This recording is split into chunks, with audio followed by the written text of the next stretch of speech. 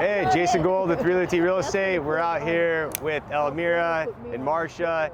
They're giving back to the community and helping out the homeless. Today we're going to be making some soup. Dale actually made some soup, and we're going to be passing that out to some homeless. Elmira and Romina made some sandwich boxes for the homeless, and then we're going to be passing out some umbrellas to the homeless since they can't have tents. So they're not allowed to have tents in the city limits, which is interesting. So we're being creative and giving them some umbrella tents and some food, but we're trying to bring awareness to the homeless situation and help more homeless get off the streets. My name is Elmira with Reluty Real Estate. We're here today to give back to our community. I'm here with Marsha. She's been helping the community for so many years in the Skagit and all around. We're here today to give back and also make a point about how hard it is to get our homeless friends off the street once they are homeless. Marsha and I started talking about 2 months ago, I would say.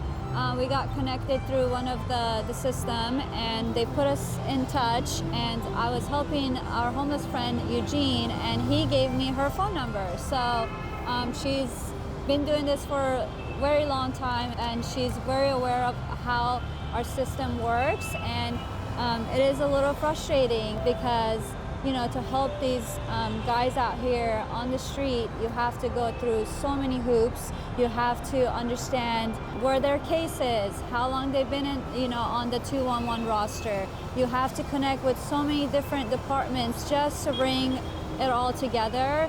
And the part that really frustrated me was during this process was trying to get an answer, or someone to pick up the phone, or someone to just tell me what I need to do next to get someone's file moved forward. So I understand it's the same for you because you've been doing this for a long time. So I'll let you explain a little bit about your you know, hardship that you faced trying to help. It is frustrating, and it's not that somebody gives you an avenue to pursue. There's no way to pursue what they've told you to do. You call somebody, they don't answer. By the time they answer, you've almost forgotten what you're calling for. But they'll give you something to do and to achieve, but they don't give you the tools to do it. And like this 211 list, somebody can be on that list. It's a housing list. That's how they choose the people or reach the people that are next in line for some temporary housing. But if you don't just do your application perfecto, it gets dismissed. Nobody comes back and tells you, oops, let's fix this. The housing list they give you to work off of is outdated, and it's just a list of affordable housing. I need a list of available affordable housing, and there's no way to get that.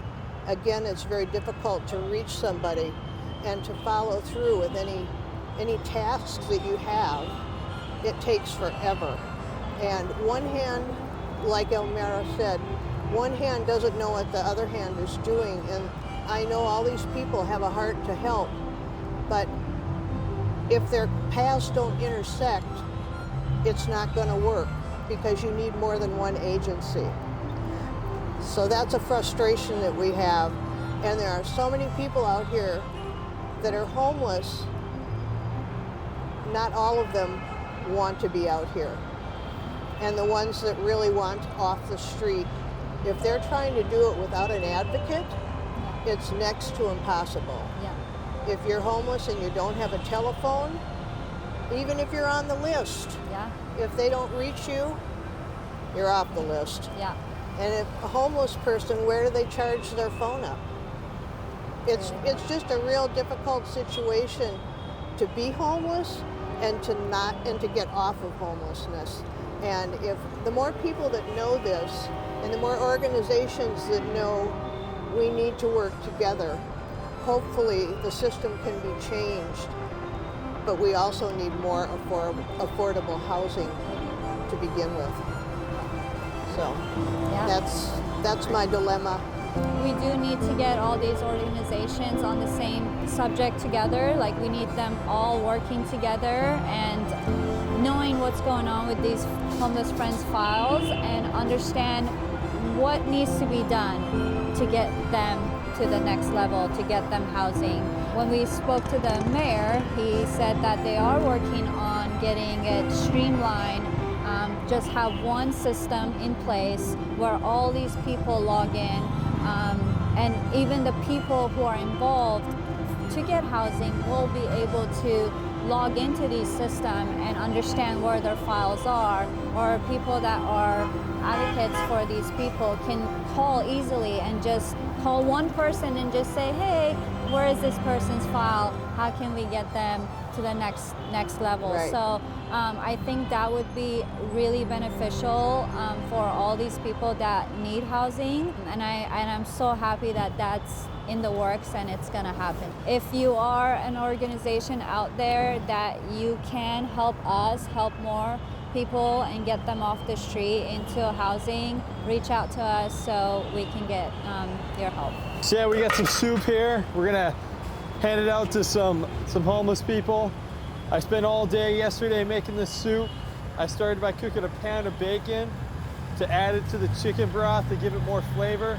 And then I ate the bacon because I needed that protein. It was 180 grams of protein, which is great. But we got chicken, broccoli, carrots, onions, garlic, and bow tie pasta. So once this gets heated up, Ken is gonna put some soup in some biodegradable serving cups, and so our team can hand it out to the homeless. So I just got some bowls with lids and some water, and we're just gonna see if there's anybody who is less fortunate and just kind of needs a little bit of a pick-me-up.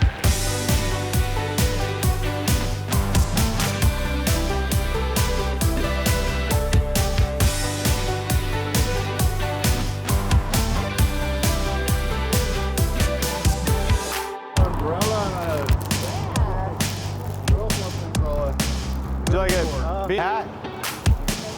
The hat. Oh, okay. Reluty. Let's go.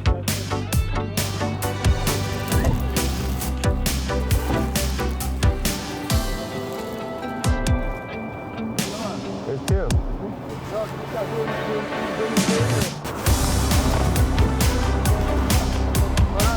Yeah. Sleep. Watch out. Feeding mission. Hello, my name's Eugene, and I've been homeless for about approximately 8 years now. I got a place 5 days ago. I've been trying to get a place for approximately 3 or 4 years, last 3 or 4 years. And it, honestly, I nicknamed myself Back Burner Man, because I would go in hot, and they would all start helping, and then slowly everything would just fade away. Because some of us can be hard to work with. You know, I'm autistic, and so unless you give me information in a certain way, I'll just disavow you. And so, even we can be hard to work with, but the system itself is so much harder to work with. There's no centralized system that you can call into and they can disperse you where you need to be. I mean, if you've ever been to any of their websites, it's like a who's who of puzzles, trying to figure out where you can go, who you can talk to, and some of the resources that they can have out here. One of the things I would like to see, and it seems weird that someone who was once homeless for say years would say, is cop interaction. They don't have foot patrols anymore. And so we're not people to the police, you know? Unless they come out here and interact with us and they learn who we are, we're just another number, and it's really easy to get lost into that mentality. And so, and the Mount Vernon police are some of the best police I've ever met, just so you know. I've been all over the United States. I grew up in the South, where the cops aren't the best sometimes. And so, more interaction. Because when they start seeing us as people, we start acting like people.